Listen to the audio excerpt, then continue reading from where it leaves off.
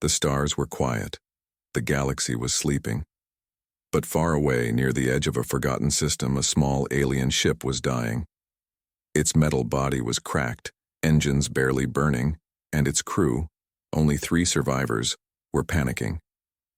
They were part of a rebel group hunted by the Krex Empire. The Krex were merciless. They gave no warnings, no prisoners. Inside the damaged ship, a tall, insect-like creature slammed its claw on the control panel. "Send the signal," it shouted. "But to who?" said a smaller alien with blue skin and wide, fearful eyes. "No one is near. The Union won't answer." "Then send it everywhere," the leader hissed. "Someone, anyone, must hear." "Us." The small alien obeyed. Its hands moved quickly, programming the ship to send an emergency message, a full SOS beacon with location and data. It was meant to reach friendly planets. But the system was broken. The signal went wild. It jumped past blocked relays, ignored warnings, and flew into dark space, and then it reached Earth. Earth's deep space listening station sat hidden on the dark side of the moon. Few even knew it existed. It was part of Earth's defense network, watched by a special team known as Project Sentinel. Operator Liam Voss was half asleep, sipping cold coffee when the signal hit the station. His screen turned red. Warnings flashed. Unknown signal detected. He blinked, then blinked again. This can't be real. He tapped the screen. The data was ancient, distorted. The voice inside the message screamed for help. Broken. Words, static, and coordinates from outside mapped space. He hit the emergency button. In Geneva, Earth's Defense Council held an emergency meeting. The room was silent as the message played. "We are under attack, Krex. No escape. Please, help us." Then static. Then silence. A man in a black uniform leaned forward. General Silva. Cold eyes, deep scars on his face. "Play it again," he said. The message repeated. The president of Earth Defense looked around the table. "What do we think?" "It's old," someone said. "It's a trap," said another. Silva just smiled. "No," he said. "It's a call for help, and we're going to answer it." The room went quiet. "But why us?" asked one council member. "We don't even respond to galactic traffic." "Exactly," Silva replied. "That's why no one expects us to. It's time we remind the stars who we are." He stood up and walked to the wall, tapping a secret panel. A hidden screen lit up. A single word appeared. Dreadnought. Somewhere in Earth orbit, 3 massive ships woke from sleep.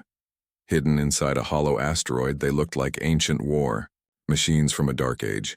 Black metal, spikes, no markings, only one symbol. A red Earth burning. These were the Deathworlders, Earth's secret force, built in silence. Trained for one thing, total war. As the ships powered up, engines glowing with quiet fury, a voice echoed inside the command deck. "Target coordinates locked. Signal confirmed. Mission, rescue or erase." The ship's AI responded. "Understood. Preparing jump." Back at the lunar station, Liam watched as the red dot on his screen and the origin of the signal blinked again. Then, another dot appeared. Then 3 more. "What the—" He zoomed in.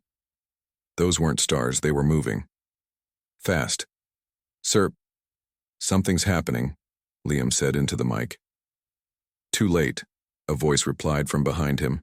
He turned around. General Silva was standing there. "Sir, you're here?" Silva looked at the screen, eyes calm. "You found the signal. Good work, son." Liam blinked. "Are we really sending ships?" Silva gave a cold nod.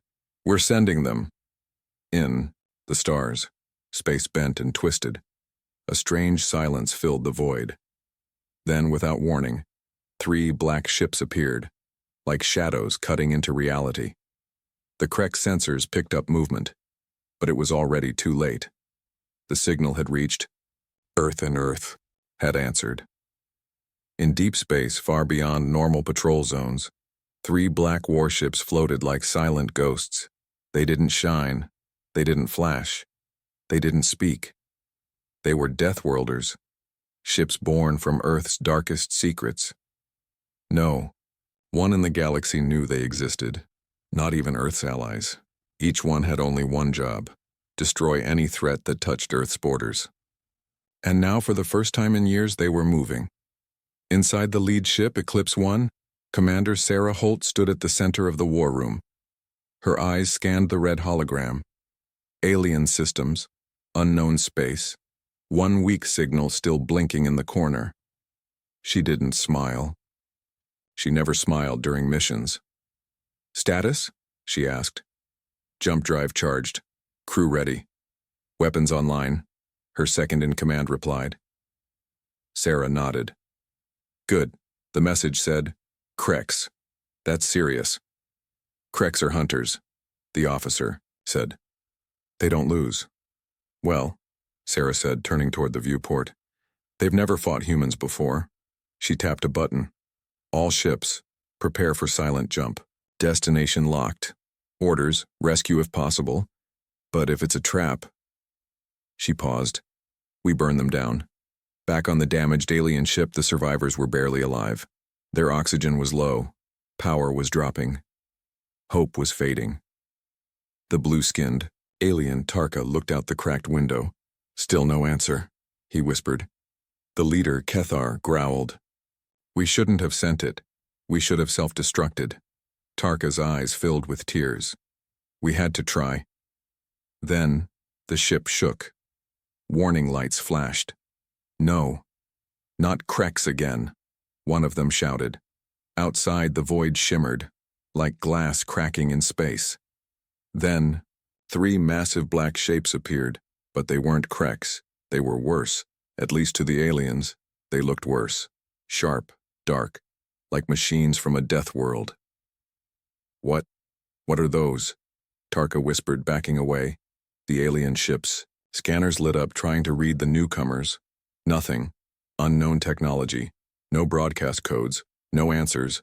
Just 3 giants staring at them in silence. Then, a voice came through the ship's broken comm system. "Alien vessel. This is Commander Holt of the Terran Deathworld Response Unit. You sent a distress signal. We heard it. Do you require assistance?" Tarka stared in shock. "They understood us?" Kethar looked confused. "Terrans? Earth? They're not part of the Council." Before they could respond, the message came again. Clearer, more firm. "Your ship is failing. Confirm. Are you friendly or do we need to treat you as hostile?" That got their attention fast. Tarka slammed the reply button. "Yes, we are friendly. Please, we are not Krex." There was silence. Then the reply came. "Understood. Hold position. Medical and security teams inbound." Tarka fell to the floor, shaking. Someone answered. Someone came. But Kethar's eyes narrowed. "Be careful," he whispered. "Deathworlders don't rescue without reason." Inside Eclipse 1, Commander Holt watched the data stream from the alien ship. "They're scared," her officer said. "Good," she replied. "They should be. We don't know them. Could still be a trap. Shall I prepare boarding crew?" She nodded. "Team A, medics. Team B, full armor, stun only, unless provoked." The officer hesitated. "And if we see Krex?" Sarah's voice turned cold. "Then we show them what a real predator looks like." Elsewhere, on the far side of the same system, the Krex were already on the move. A war scout picked up the earlier distress signal. Their commander, a tall, armored beast named Jarnock, grinned when he saw the location. "The rebels are trapped. Easy kill." But then, another warning popped up. Jarnock frowned. "Unknown ships?" He ordered a closer scan. His eyes widened. "Human?" His second-in-command hissed. "Impossible. Humans don't leave their space." "Something's changed," Jarnock growled. "Should we retreat?" Jarnock shook his head. "No, we'll watch. We've fought every species in this galaxy. Humans bleed like all the rest." But deep in his mind, something felt wrong. Very wrong. These were not explorers. They were not diplomats. They were Deathworlders. And they were here. Back on Earth, General Silva stood in front of a giant screen watching real-time feeds from the Eclipse fleet. One of his aides spoke. "Sir, alien rescue confirmed. No casualties so far." Silva nodded. "Good." The aide looked nervous. "But, sir, if the Kreks show up?" General Silva's voice turned to steel. "Then we remind them why no one invades a death world." The alien ship was cold. Lights flickered, air was thin. The crew barely held on. Then the door hissed open. Heavy boots stepped inside. They weren't Kreks. They were humans. Tall, covered in black armor, faces hidden, weapons ready. Medics moved. Behind them, scanning for life signs. The aliens shrank back, unsure if they had been saved or invaded. One of the armored humans stepped forward and removed her helmet. It was a woman, her eyes sharp, her face calm. "I'm Lieutenant Vega," she said. "You sent a distress signal. We received it. We're here to help." Tarka blinked, confused. You're humans?" Vega nodded. "Yes, from Earth." Kethar stepped between them. "Why are you here? This is not your space." Vega didn't blink. "You're right. It's not. But someone screamed for help, and Earth doesn't ignore screams." Kethar stared at her. "You're Deathworlders. We heard stories. We never thought they were true." Vega's smile was cold. They were. The medics moved quickly. They patched wounds, replaced oxygen tanks, and gave power to the alien ship's systems. Tarka cried as he held the warm power core. "I thought we were dead." Vega looked around. "What happened here?" Kethar's voice turned hard. "The Kreks. They attacked us without warning. We were merchants, unarmed." One of Vega's men spoke. "Their weapons were heavy. This wasn't just a random attack." Another added, "This was planned." Vega narrowed her eyes. "Send the scans back to Eclipse. We need confirmation." Above them, inside Eclipse 1, Commander Holt stared at the Kreks data. "They used heavy torpedoes. That's warship grade," her officer said. Holt clenched her jaw. "And they attacked a civilian vessel?" "Yes, ma'am. Survivors confirm they were traders, not soldiers." Holt didn't hesitate. "Prep the fleet. We go hunting." On the far side of the system, Kreks Commander Jarnock studied the human. Ships from a distance, he was shocked. "They rescued the prey," he growled. His second-in-command hissed. "Should we attack now?" Jarnock shook his head. "No, not yet. Let them finish. Then we follow them home." "But they're humans," the second whispered. "Exactly," Jarnock grinned. "We find their world.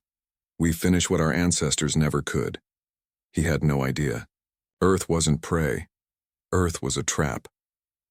Back on the alien ship, Lieutenant Vega handed Kethar a tablet. "This is a list of safe systems under Earth's protection. If you leave now, you'll be safe." Kethar looked at her. "Why are you helping us?" Vega looked him straight in the eyes. "Because Earth remembers what it means to be hunted." Tarka stepped forward. We want to repay you. Somehow." "You already did," Vega said.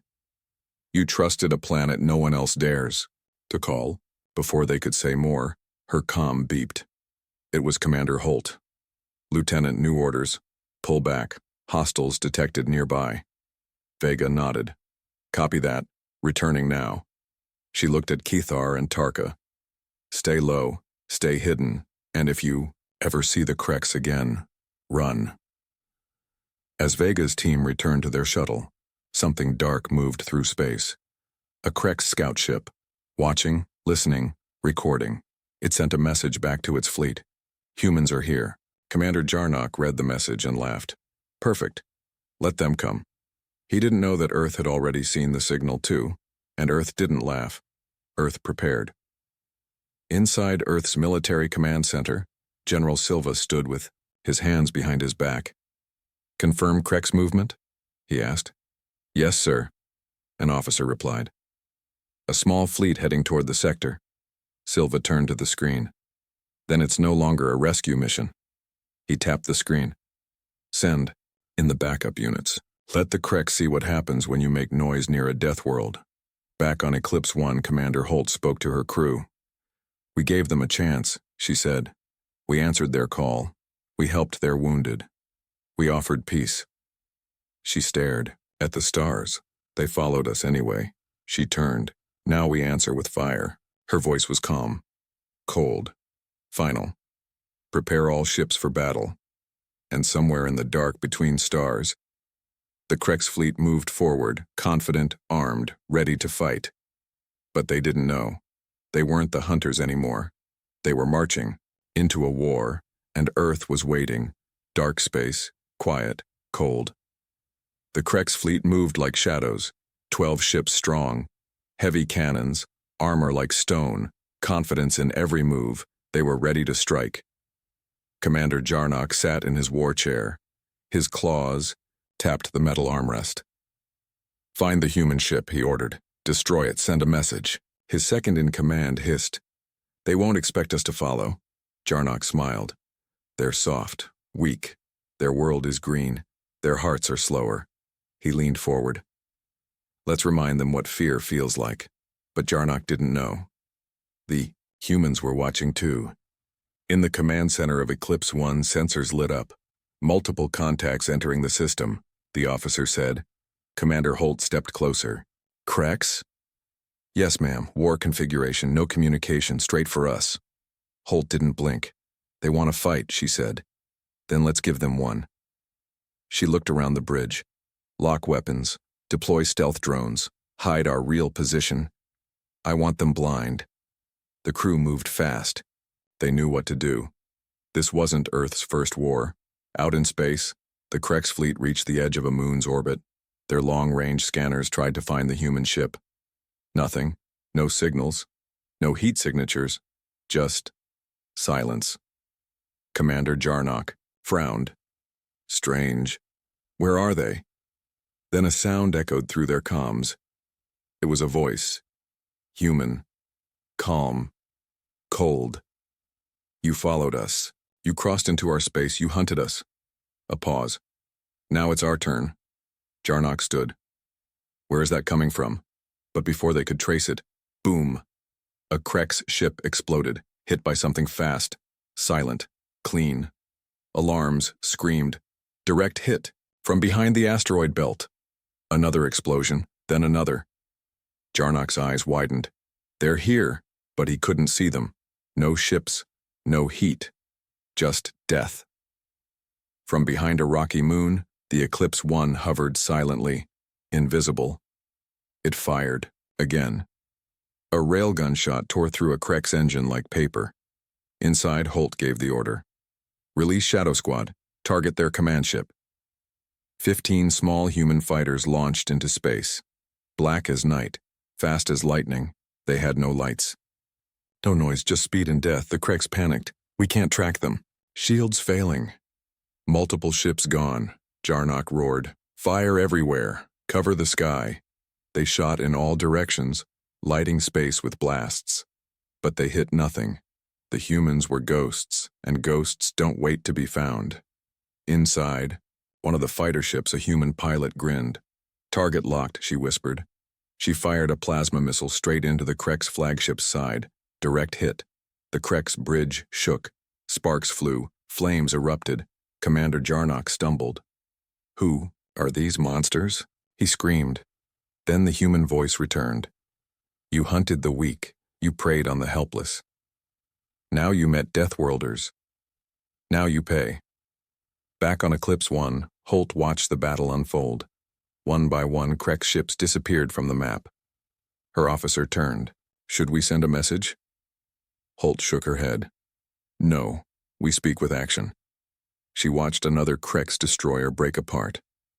They wanted a war, she said. Now they have one. In the last remaining Krek's cruiser, Jarnock gave the order to retreat. Jump now, get us out of here. But the engines were damaged. Too late. A shadow moved outside their window. A giant shape. It was a human battleship. Black armor. Red lights. No mercy. It aimed its main cannon at the Krex ship. Jarnock's eyes widened. No. Boom. The screen turned white, and the Krex fleet was gone. Silence returned to space. Only human ships remained. Commander Holt crossed her arms. Status? Enemy fleet destroyed. No survivors. Holt nodded. Message received. The officer looked at her. Should we send a report to Earth? Yes, she said. Tell them. Operation Iron Storm complete. She paused. And tell them. We're not done yet. Far away, deep in Krex territory, a message reached their high command. It was short. Fleet Alpha lost. No survivors. Enemy is human. Panic spread through the council. The humans? They're not what we thought. One elder trembled. We poked a monster. Another whispered. And now it's awake.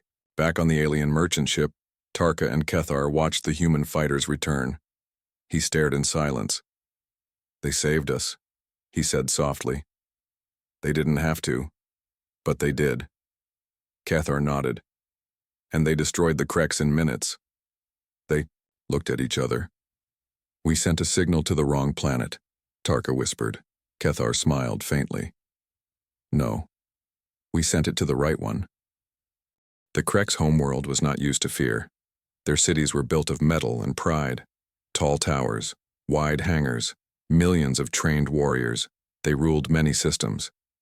But now, something felt wrong. A strange silence filled their war room. Fleet. Commander Resh stood in the center. Around him, generals read the last transmission again and again. Fleet Alpha lost, no survivors, enemy is human. Resh's voice was hard. That is impossible. One human ship cannot destroy 12 of ours. A general replied. It wasn't just one ship. They used shadows, drones, weapons we couldn't see. Resh growled. Then we send 20 ships next time. But no one spoke, because deep down, they knew. It wasn't about numbers anymore. Back in human space on Eclipse 1, Commander Holt stared at a screen. It showed a star map. Krex territory. She marked one of the planets in red. Next target, she said. Time to show them this isn't over. Her crew nodded. They didn't cheer. They didn't smile. They just prepared. These were Deathworlders. Calm, focused, deadly. Launch second wave, Holt ordered. And bring in the Warden-class dreadnought. The Warden's fist entered the system like a mountain floating through space. Slow, heavy, covered in armor. It carried 10 times the firepower of Eclipse 1. Designed not for defense, but for punishment. Inside, Admiral Rain received Holt's message. Destroy their shipyards, hit their fuel stations, break their ability to fight. Rain simply replied, Understood. Then he gave the order. All ships, form up. Prepare for a deep strike. Back on the Krex homeworld, a scout ship limped into orbit. It was the only survivor from a distant mining colony. The captain's voice shook as he reported. We saw them. Human drones. One by one, our stations exploded. We never saw the attackers, just silence. Then fire. The Krex Council was stunned. They're spreading, one whispered. They're coming deeper. Another said, We must negotiate, offer peace. But Commander Resh slammed his fist. No, they are few. We are many. We strike first. He pointed to the war map. Send the Ghost Fleet, our best hunters. No mistakes this time. What Resh didn't know was simple. The humans were already inside. A small human team had landed on a Krex moon, silent, hidden. Captain Lyra moved through the shadows with her squad. Their boots made no sound. Plant charges here, she whispered. This powers their outer defenses. A soldier set the explosives. Lyra looked at the stars above. They thought Earth was soft. They thought we'd forgive. She narrowed her eyes. They'll learn. With one signal, the charges blew. The Krex moon's defense grid went dark. Human ships jumped into orbit seconds later. Phase 2 had begun. On the Krek's homeworld, panic spread fast. Fires lit the skies. Factories stopped. Signals jammed. Every hour, a new report came in. Base Delta destroyed. Fuel depot vanished. Drones spotted over capital. They couldn't fight what they couldn't see. Admiral Rain's voice echoed across human command. We are not conquerors, but we do not forget. You attacked us, you followed us, you forced our hand. Now, we erase your claws. The Warden's fist fired its main cannon, straight at a Krek's battleship factory. The blast turned metal to ash. What took a century to build disappeared in 1 second. Commander Resch watched helplessly from his war room. How did they know our locations? No, one answered. How are they inside our systems? Still no answer. Then a message played on every screen. A human voice. Commander Holt. This could have ended with one warning. But you sent more ships. You followed our rescue mission. Now we follow you. Tarka, the alien merchant, from the original distress signal, watched the reports on his ship. He had returned to neutral space, but he kept listening. He turned to his friend Keithar. They didn't just save us, he said. Keithar nodded slowly. They changed everything, Tarka whispered. The Kreks made a mistake. Keithar answered, yes.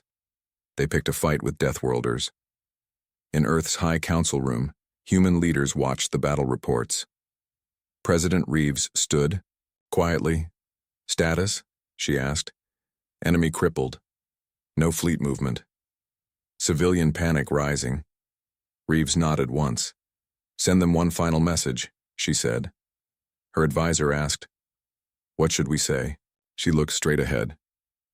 Tell them Earth doesn't forgive twice. The message from Earth didn't just reach the Kreks. It reached everyone. On every major comm network, in every known language, across every neutral planet, the same warning played. You attacked a human rescue mission. You hunted those who were trying to help. You ignored our first warning. Earth does not forgive twice. It wasn't long. It didn't shout. But it was enough to freeze empires.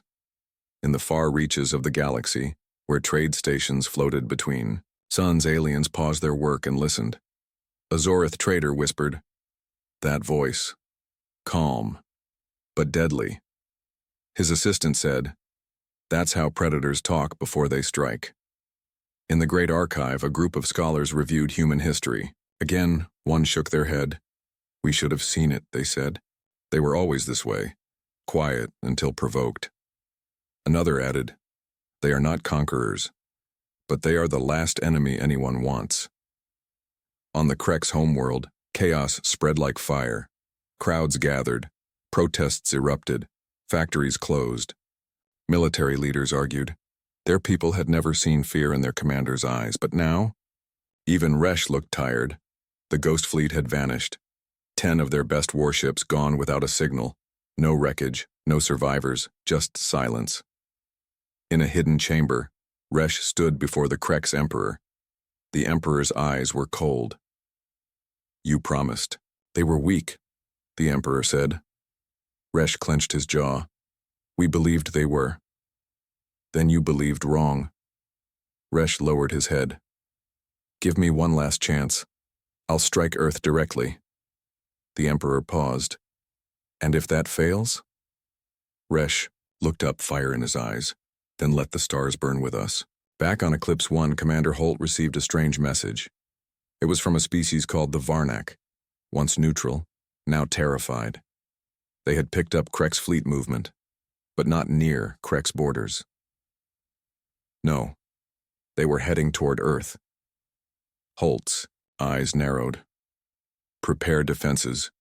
A crew member asked, will they attack Earth itself? Holt didn't blink. They just made their last mistake. In low Earth orbit, human warships began forming a line. Dozens of cruisers, dreadnoughts, gunships, carriers. The biggest fleet Earth had ever assembled in one place. This wasn't for show. It was a wall. Inside the white dome, the heart of Earth's command, President Reeves met with the Defense Council. "They're coming," one general said. "Krex ships, full force. Suicide run." Reeves spoke calmly. "Then we remind them why Earth was labeled a death world." She tapped the table once. "Operation Black Sky begins now." At that exact moment, hundreds of stealth drones launched from hidden bases on the Moon and Mars. They shot out like dark arrows, no lights, no signals, their targets. There, the incoming Krex fleet. Each drone was small, fast, silent, and deadly. In deep space, the Krex fleet flew toward Earth at full speed. Resh stood proud on his bridge. "They can't stop all of us," he growled. But then, ships started vanishing.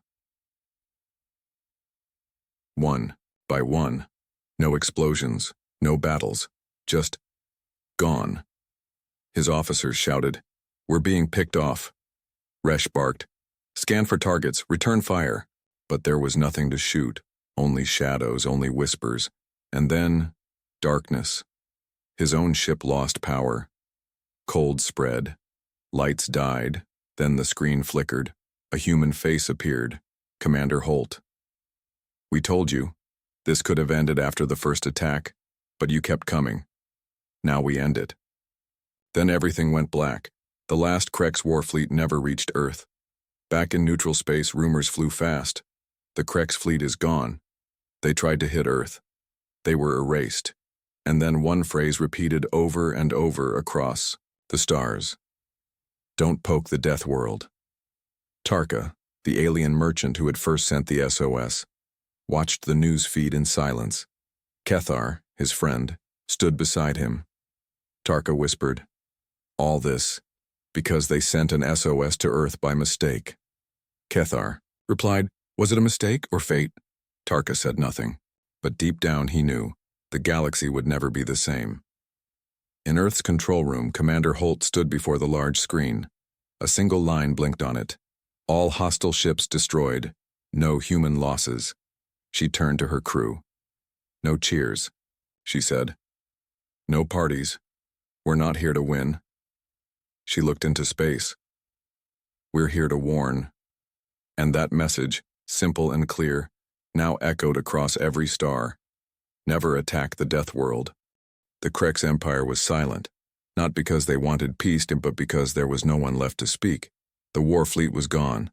No survivors, no wreckage, just empty space. The message was clear. Earth had answered, and Earth had won. But something strange happened next. The galaxy didn't cheer. The galaxy shivered. In the capital of the Tivalon Trade Union, a meeting was called in secret.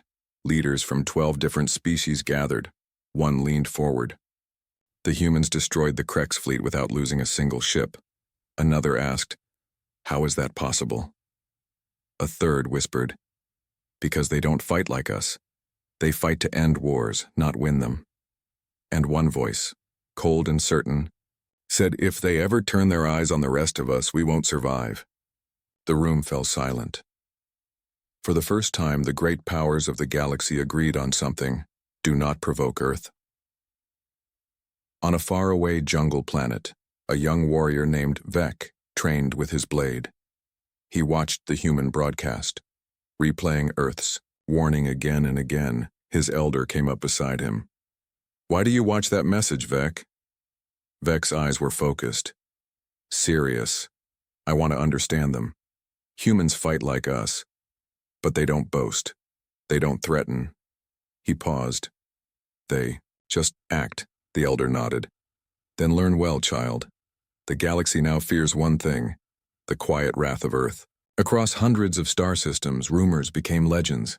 Stories spread in every port, every bar, every transport hub. A single Earth fleet destroyed a Krex armada in seconds. Their ships can vanish. Their drones are invisible. There, soldiers are trained in 10 ways to kill before breakfast. Earth's oceans are full of monsters, and the humans swim with them for fun. It didn't matter if the stories were true. What mattered was belief. And belief turned into fear. On Earth, life continued. Children went to school. People worked. Cities thrived. To outsiders, Earth looked normal. But those who studied the battle recordings knew better. They had seen the cold precision, the perfect strikes. They saw a species that could turn peaceful minds into warriors, if pushed too far. Inside Earth Command, President Reeves spoke with the United Defense Council. "We've made our point," she said, "but now they're scared of us." General Holt replied, "That's better than them thinking we're weak." Reeves nodded slowly. "Fear can be useful, but it's also dangerous. A scared galaxy might attack just to feel safe." A scientist at the table added, "Then we remind them, Earth is not here to conquer." Reeves looked out the window toward the stars. "Then let's show them who we truly are." Messages were sent. Earth began open talks with other empires, not to threaten, but to offer help. Medical aid, food supplies, technology sharing. The same things the rescue ship had originally tried to do. Some were unsure, others suspicious. But a few listened, and those few learned something shocking. Humans weren't monsters, they were people. Strong, yes. Deadly, yes, but also loyal. Brave, kind to those who were kind back. And slowly, piece by piece, the galaxy's fear began to turn into something else, respect. On a neutral space station, a group of young aliens gathered around a screen. They watched Earth's first official peace broadcast. A human diplomat spoke gently. "We do not seek war. We never have. But if you harm the innocent, if you strike without cause, then you will meet the fire behind our kindness." One alien whispered, "So they don't want to rule." Another replied, "They just want to be left in peace." And a third said, "But if you cross them, they will become your last mistake." Back on the ruined edge of Krek space, a silent probe floated. Its sensors picked up something unusual. Not Krek signals, not ships, but green. Earth had begun rebuilding the planets the Kreks had poisoned, terraforming, restoring nature, helping refugees. One lone survivor of a small species the Kreks had once wiped out stood in awe on a fresh hill. He looked up at the sky, tears in his eyes, and he whispered, "Deathworlders, but with hearts." The galaxy had learned a lesson, a painful one. They had laughed at Earth, mocked its size, ignored its warnings, and Earth had answered in silence, with precision, with terrifying calm. Now the stars spoke with new words. "If you send a signal for help, and it reaches Earth, pray they come as friends." The message still floated in Earth's archives. That first SOS, broken, scared, from a voice long silenced. "We are under attack. Anyone, please help." The Kreks had destroyed the planet moments later. They thought no one would hear it, but they were wrong. Earth heard it, and Earth remembered. High above the scorched remains of Kreks Prime, human ships now orbited silently. Not as conquerors, but as witnesses, as builders, as protectors. In the center of the fleet, the same ship that had answered the SOS, UNS Solace, floated. Quietly, Commander Ray stood on the bridge watching the stars. Her crew didn't cheer. They didn't shout, because Deathworlders don't celebrate war. They mourn it. On the surface, human engineers moved slowly through ashes. They found burnt cities, shattered bones, broken metal, but they also found something unexpected: seeds. The Kreks had tried to destroy everything, but life had tried to fight back, even in the dark. Ray knelt down, picked up a single green sprout rising through a crack. She smiled. "We'll help you grow." Galactic news feeds now followed Earth's every move. Not out of fear anymore, but out of awe. Earth was sending aid to the very worlds the Kreks had left broken, and they weren't asking for anything in return. No planets, no slaves, no money, only peace. Leaders across the stars began to understand. Humanity's strength wasn't just in weapons. It was in will, in how they refused to be cruel, in how they rebuilt what others destroyed, in how they answered a dying scream from across the galaxy and never forgot it. On the independent world of Zithar, children now played in parks that humans helped build. They climbed structures modeled after Earth forests. They ate food humans had transported during famine. One alien teacher explained, "Long ago, Earth was called a death world.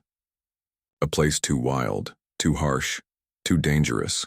A child asked, "Then why did they help us?" The teacher smiled gently. "Because they remember what pain feels like, and they choose to stop it, wherever they can." In the halls of the Galactic Council, a vote was passed, unanimous. For the first time in history, a Deathworld species was offered a permanent seat. One counselor whispered, "We were wrong about them." Another replied, "They are not just warriors, they are guardians." And in that moment, Earth stepped forward, not as a threat, but as something far greater, the galaxy's shield. Back aboard the UNS Solace, Ray received a final message. It was from an old alien trader, one of the few who had survived Krek space years ago. His message was simple. "The ones who sent that SOS are gone, but I think, wherever they are now, they know someone heard them, and someone cared."